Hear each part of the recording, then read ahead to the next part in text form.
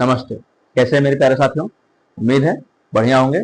मैं राजेश यादव आप सभी का स्वागत करता हूं यूपी वाले नीरज सर में।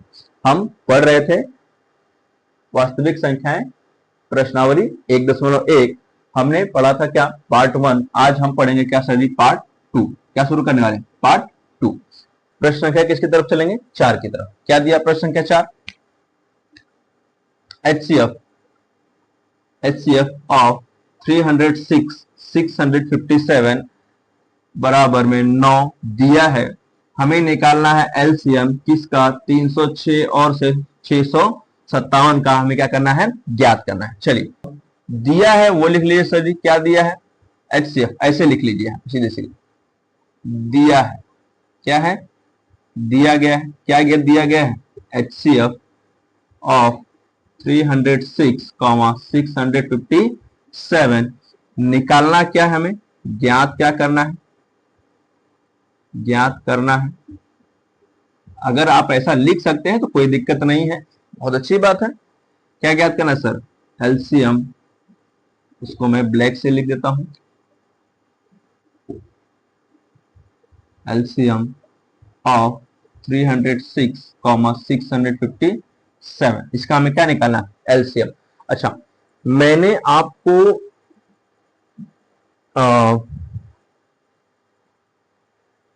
क्या निकालना है? ज्ञात करना है हमें एलसीएम किसका? 306 और 657 का। एक सूत्र आपको याद होगा, नहीं याद होगा तो मैं बता देता हूं। क्या होगा एक सूत्र? कि सर दो संख्याओं का गुणनफल। सूत्र लिखेंगे यहां पे। क्या लिखेंगे? सूत्र। दो संख्याओं का गुणनफल बराबर होता है एलसीएम गुणे एचसीएफ। दो संख्याओं का गुणनफल बराबर होता है लसा गुणे मसा। अच्छा, तो सर जी आप मुझे बताइए कि इसमें दो संख्याएं कहां पर है? इसमें तो केवल एचसीएफ दिया है और एलसीएम दिया है। दो संख्याएं कहीं पर दी गई हैं सर जी? यहीं पर दी गई है। ये संख्या ए है और ये संख्या क्या है? बी है ना, दोनों जगह। भाई कह रहा है कि एलसीएम एचसीएफ ऑफ 306 एंड 657, यानी कि एचसीएफ किसका? 306 और 607 का कितना दिया है? 9 दिया है। कितना दिया है? बराबर में 9। एलसीएम हमें ज्ञात करना है किसी का? उसी संख्या का एलसीएम ज्ञात करना है ना, 306 और 657। यानी संख्याएं तो हमारी सेम है। यानी इसको अगर ए मान ले, इसको बी मान ले तो कोई दिक्कत है नहीं सर। दो संख्याएं, यानी दो संख्याएं मिल गई। लिख लीजिए सर 206। अब सीधे यहां पे चलेंगे, इसमें हम हल पर चलते हैं। किस पर चलते हैं? हल पर। सूत्र हमने लिख लिया, अब हल में चलेंगे यहां पर। ठीक है, चलिए आइए लिखिए यहां पे 306 गुणे 657 बराबर एलसीएम गुणे एचसीएफ। एलसीएम तो निकालना है, इसको एज इट इज रख दीजिए, गुणे एचसीएफ कितना दिया है? 9। अब ये यहाँ पे गुणा है, एलसीएम एचसीएफ का क्या यहाँ पे? 9 का यहाँ पे एलसीएम के साथ में गुणा है। ये यहाँ क्या हो जाएगा? भाग। यानी 306 गुणे 657 बटे में 9 बराबर यहाँ क्या बच गया? एलसीएम बच गया। इसको ऐसे रहने दीजिए। अब देखिए कुछ कट रहा है तो सर 9 की भाज्यता का नियम है, 9 से कोई संख्या कब कटेगी? जब दी गई संख्याओं का योग यदि 9 से कट जाता है तो संख्या क्या होगी? 9 से कट जाएगी। आइए देखते हैं दोनों में से कौन है जो 9 से कट जाएगा। सर 6 3 9, 6 3 9, यानी ये संख्या 9 से कटेगी। क्या ये भी कटेगी? देखते हैं। 7 5 12, 12 6 18, मतलब सर ये भी संख्या कटेगी, क्योंकि सर 18 क्या है? 18, यानी कि अगर 18 9 के पहाड़े में आता है कि नहीं आता? 9 दूना 18, यानी ये भी कटेगा और ये भी कटेगा। दोनों में से किसी एक को काट लीजिए। चलिए आइए हम काट लेते हैं इसको। कितना हो जाएगा? 9 तिया 27, 9 तिया 27, कितना बच गया? 3 और ये 6 मिला कितना हो गया? 36। 9 चौक 36, 9 चौक 36, यानी पूरा पूरा कट गया। लिख लीजिए सर 34 गुणा 657 बराबर एलसीएम, बराबर में एलसीएम। अब इसका क्या कर लीजिए सर?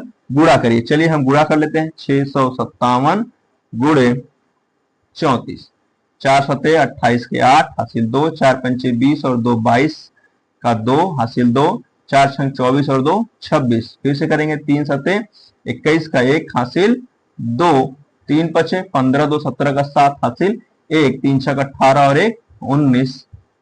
जोड़ लेंगे 8, 3, 7, 6, 13 का 3 हासिल 1, 9, 2, 11 और 1, 12 का 2 हासिल 1, 1 और 1 2, कितना आ गया सर? 2, 2, 3, 3, 8 बराबर क्या आ गया हमारा? एलसीएम। क्या आ गया? एलसीएम। क्या इस पे हमारा काम खत्म हो गया? नहीं सर जी, हमें अभी क्या लिखना बाकी है? उत्तर लिखना बाकी है। तो लिखेंगे सर उत्तर एलसीएम। एलसीएम किसका? तो दी गई संख्याओं का। संख्याएं क्या दी गई है? 306 और 657 बराबर 2, 2, 3, 3, 8। ये हो गया सर जी हमारा आंसर। अब ये आपका क्या हो गया? कंप्लीट हो गया। अब चलते हैं सर जी, उम्मीद है ये आपको समझ में आया होगा। अब चलते हैं क्वेश्चन नंबर 5 की तरफ। किसकी तरफ? क्या कह रहा है क्वेश्चन नंबर 5 कि सर जांच कीजिए कि क्या किसी प्राकृतिक संख्या n के लिए संख्या 6 के पावर n अंक 0 पर समाप्त हो सकती है। किसके लिए? n के लिए 0 पर समाप्त होगी कि नहीं? हल में चलेंगे हम लोग, इसमें चलेंगे हल। अच्छा, मुझे सबसे पहले ये बताइए, ठीक है चलिए। अच्छा, कोई भी संख्या 0 पर कब समाप्त होगी?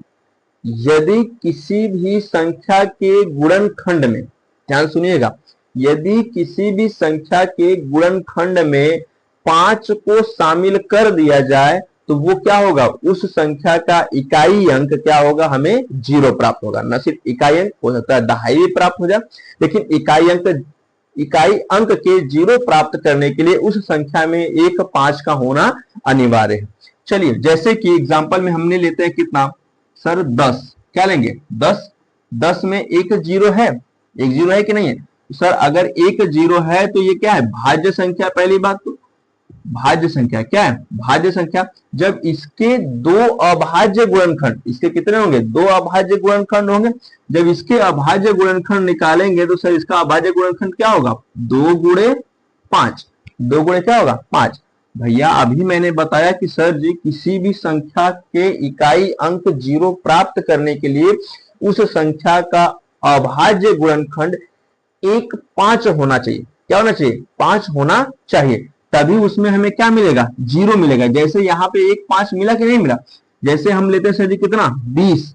20 का आप जब अभाज्य गुणनखंड करेंगे सर, 2 दूना 4 पंचे 20, 2 दूना 4 पंचे 20, अभाज्य गुणनखंड हो गया। है कि नहीं? इसमें भी 5 है कि नहीं? इसमें भी 5। तो कोई भी संख्या हो, अगर उसमें हमें 0 प्राप्त करना है तो उसमें 5 का होना अनिवार्य है। अब चलिए हम अपने प्रश्न पर चलते हैं। क्या कह रहा है प्रश्न में कि सर किसी प्राकृतिक संख्या n के लिए संख्या 6 के पावर n, किसके लिए? 6 के पावर n अंक 0 पर समाप्त हो सकती है या नहीं? आइए देखते हैं। तो हमें क्या निकालना? पहले देखना है कि जो संख्या है आधार में, जो संख्या क्या है आधार में, भैया 6 के पावर n है तो ये क्या है? आधार है और ये क्या है? घात है। ये क्या है? आधार और ये क्या है? घात। इसको हम पावर कहते हैं। तो सर आधार वाली संख्या का गुणनखंड करिए। क्या करिए? गुणनखंड। इसके अभाज्य गुणनखंड करेंगे और चेक करेंगे कि क्या अभाज्य गुणनखंड में कोई 5 है। चलिए निकालिए। तो सर 2 तिया 6, अभाज्य गुणनखंड भाई 6 का गुणनखंड क्या होगा? 2 और 3, 2 तिया 6 के पावर में कितना है? n है। के पावर में कितना है? n। क्या इसमें कोई 5 है? जब इसमें कोई 5 नहीं है तो इसमें कहां से 0 प्राप्त होगा? नहीं प्राप्त होगा। तो हम लिखेंगे यहां पे, क्या लिखेंगे उत्तर में? कि नहीं। क्या लिखेंगे? नहीं। क्यों नहीं? क्योंकि क्योंकि किसी भी संख्या में यदि शून्य प्राप्त करना हो, क्या प्राप्त करना हो? शून्य प्राप्त करने के लिए, क्योंकि किसी भी संख्या में शून्य प्राप्त करने के लिए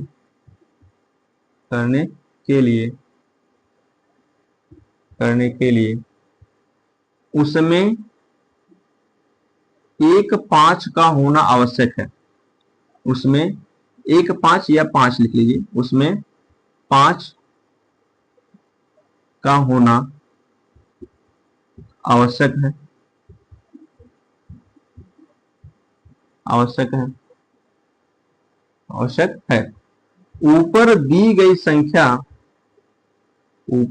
दी गई संख्या 6 के अभाज्य गुणनखंड, 6 के अभाज्य गुणनखंड, उसमें 5 का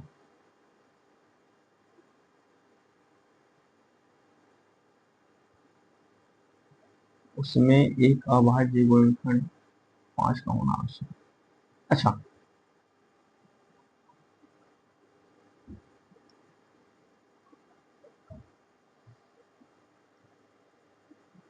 चलिए इसको फिर से लिख लेते हैं। क्या था सर? 6 के पावर n, तो लिखेंगे नहीं, नहीं लिखेंगे नहीं, क्योंकि किसी भी संख्या में शून्य प्राप्त करने के लिए, शून्य प्राप्त होने के लिए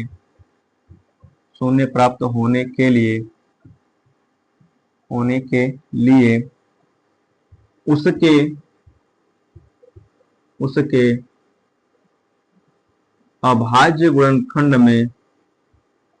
अभाज्य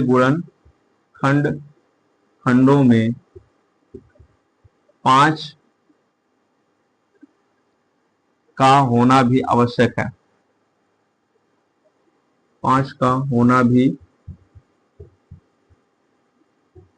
आवश्यक है।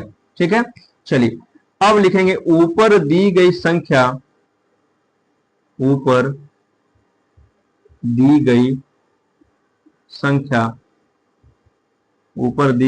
संख्या 6 के अभाज्य गुणनखंड,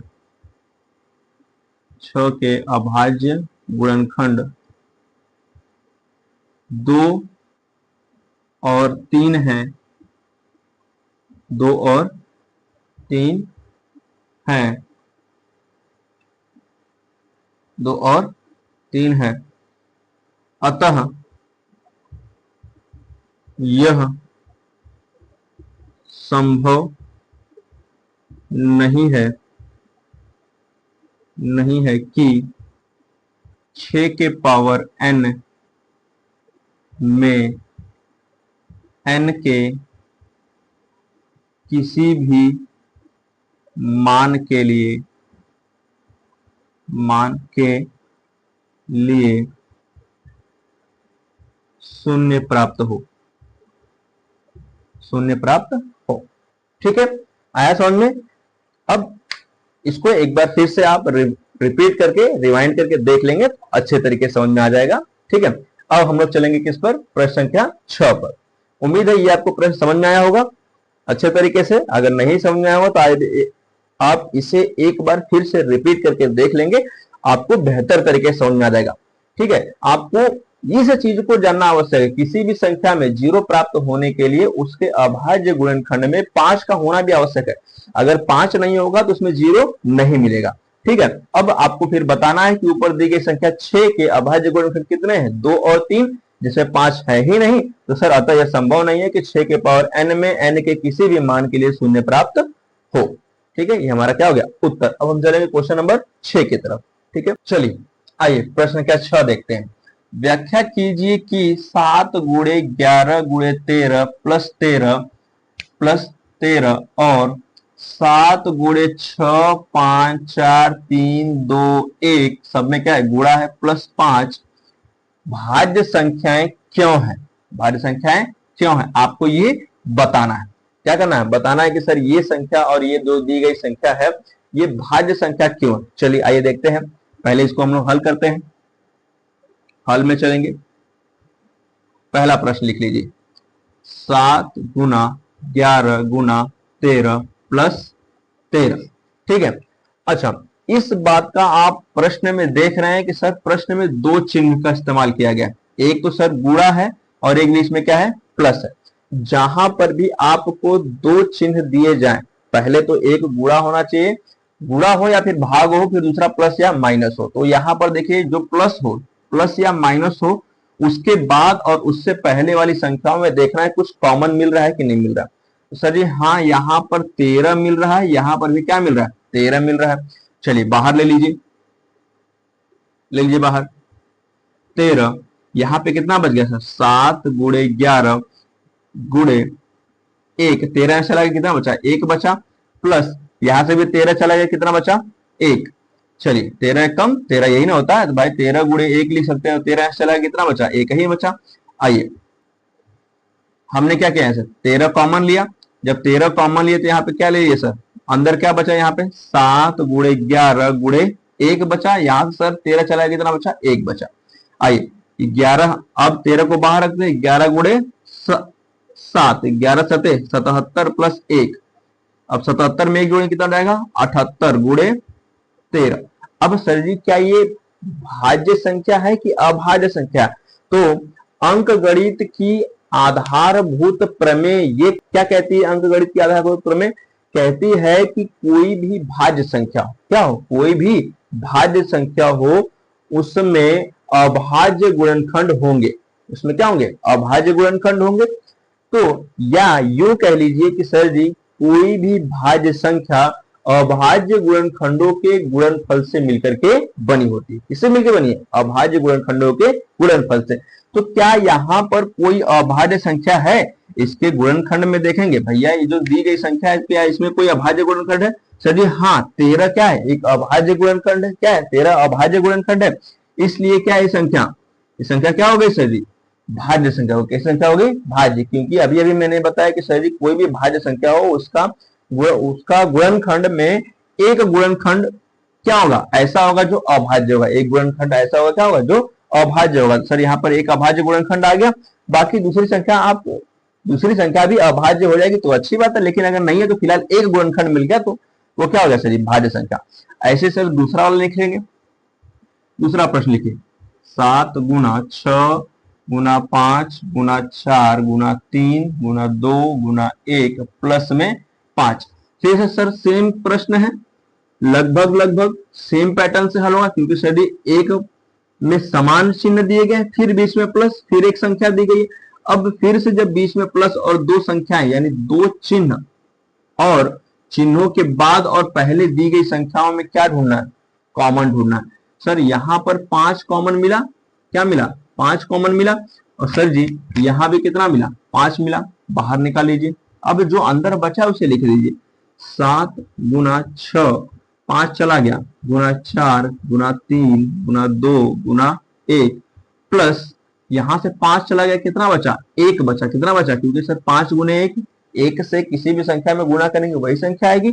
चलिए अब लिख लीजिए, इसको हल करिए। 5 7 6 42 गुणे 4 तिया 12, 12 तिया 36 और 36 से कम 36, 4 तिया 12, 12 दुना माफ कीजिएगा 4 तिया 12, 12 दुना 24 और 24 से कम 24, ठीक है, प्लस में 1 है, ठीक है। अब इसका गुणा करिए, मैंने अभी तरीका बताया था गुणा करने का, चलिए गुणा करके दिखाइए। 4 दुना 8 लिख लिए। अब इसमें चलते हैं, 4 चौक 16, 2 दुना 4, 2 दुना 4, 16 और 4 20, कितना हो गया 20, 20 का 0 हासिल 2। अब इसको कर दीजिए रफ। आगे चलते सर, 4 दुना 8, 4 दुना 8 में 2 जोड़िए, कितना हो गया 10, कितना हो गया 10, यहाँ पे लिख दीजिए सर 10, ठीक है। अब इसको कर दीजिए रफ, ठीक। चलिए प्लस का 1, यहाँ पे गुणे में कितना बचा है 5, अब 5 गुणे कितना हो गया 1009, भाई इसमें 1 जोड़ने कितना 8 और 1 9। अब यहां पर भी देखिए क्या कोई संख्या अभाज्य है, हाँ सर जी 5 क्या है अभाज्य। और अभी मैंने बताया कि सर अंक गणित की आधारभूत प्रमेय कहती है कि कोई भी भाज्य संख्या हो उसमें एक अभाज्य गुणनखंड होगा। तो सर जी क्या इसमें एक अभाज्य गुणनखंड है, हाँ सर बिल्कुल है। तो सर जी क्या हो जाएगा, ये दोनों संख्याएं क्या है, भाज्य संख्याएं, क्या है दोनों संख्याएं भाज्य संख्या। अब ये पूछ रहा है क्यों है, पूछ कह रहा है क्यों है, तो आपको कारण भी बताना है। तो चलिए लिखते हैं सर जी, दी गई संख्याएं लिखेंगे, दी गई संख्याएं क्या है भाज्य संख्या है, भाज्य संख्या है। क्यों है? क्योंकि दी गई संख्याओं में, क्योंकि दी गई संख्याएं अंकगणित की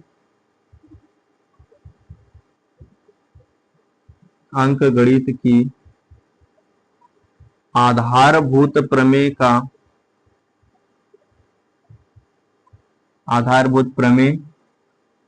के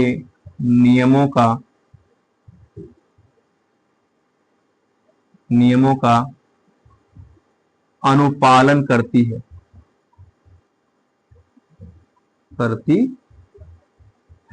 आपको ये लिख लेना है, ठीक है। ये हो गया हमारा उत्तर, ठीक है।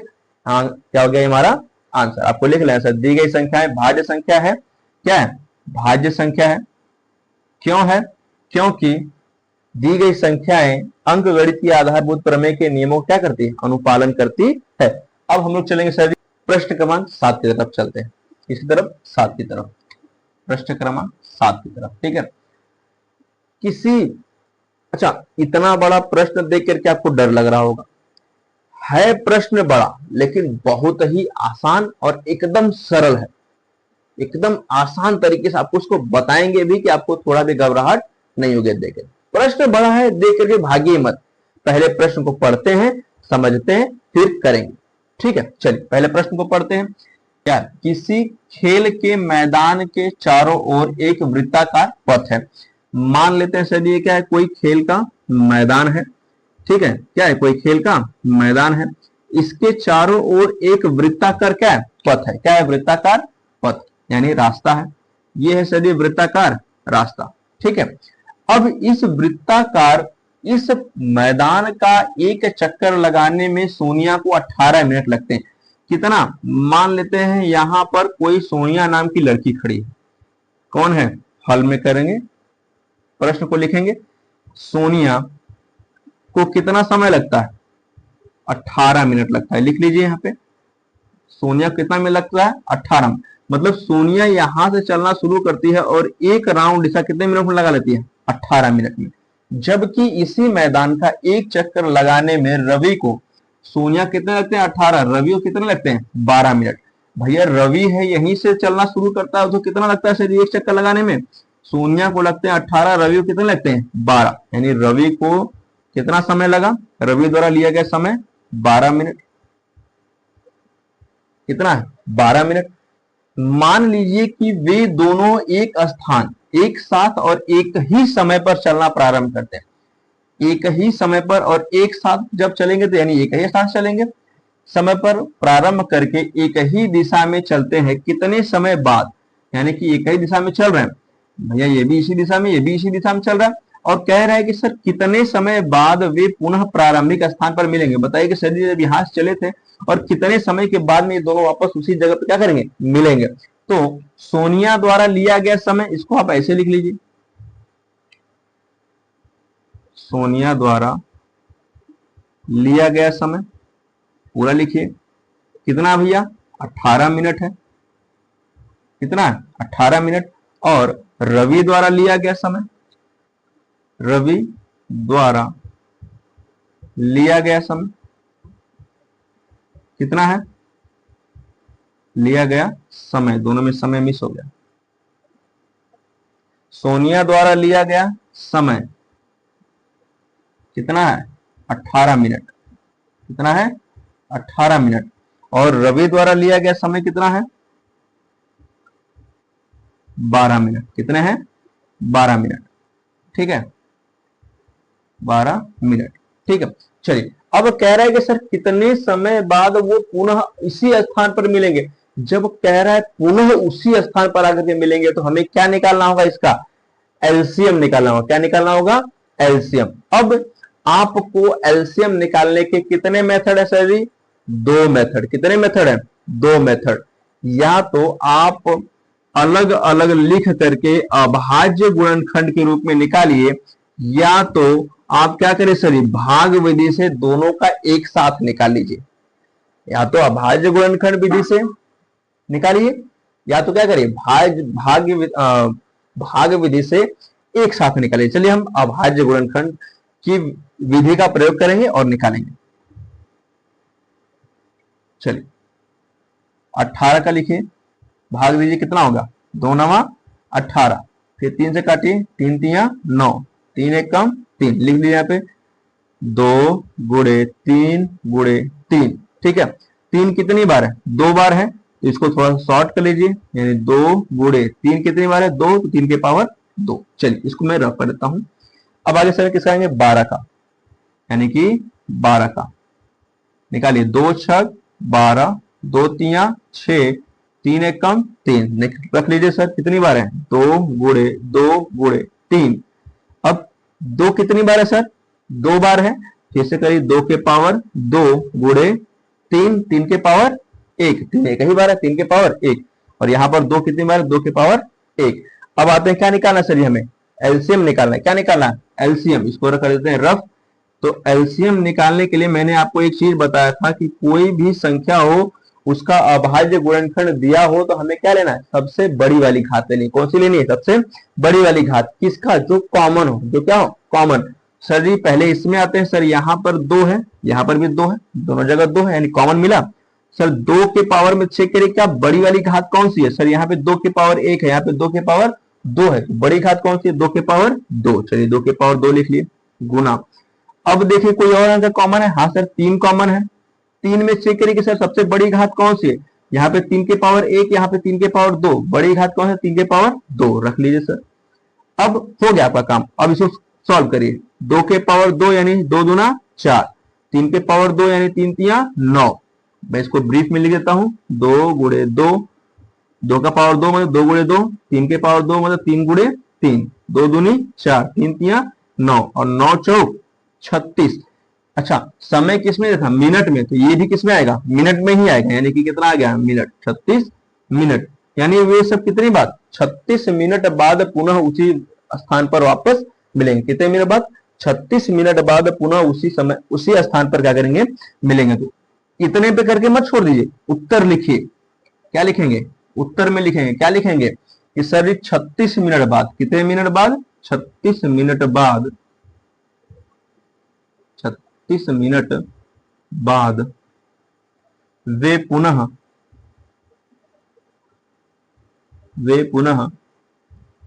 प्रारंभिक स्थान पर मिलेंगे। कहां मिलेंगे, प्रारंभिक स्थान पर मिलेंगे, मिलेंगे कितने मिनट बाद 36 मिनट बाद। ठीक है, अब इसे एक बार आप लोग फिर से रिवाइज करके देख लीजिएगा, समझ में आ जाएगा।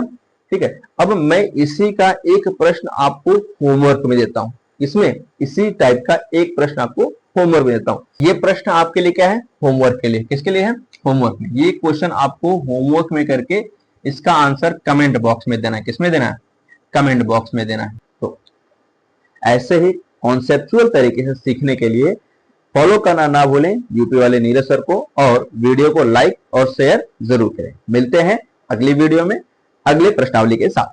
थैंक यू, धन्यवाद।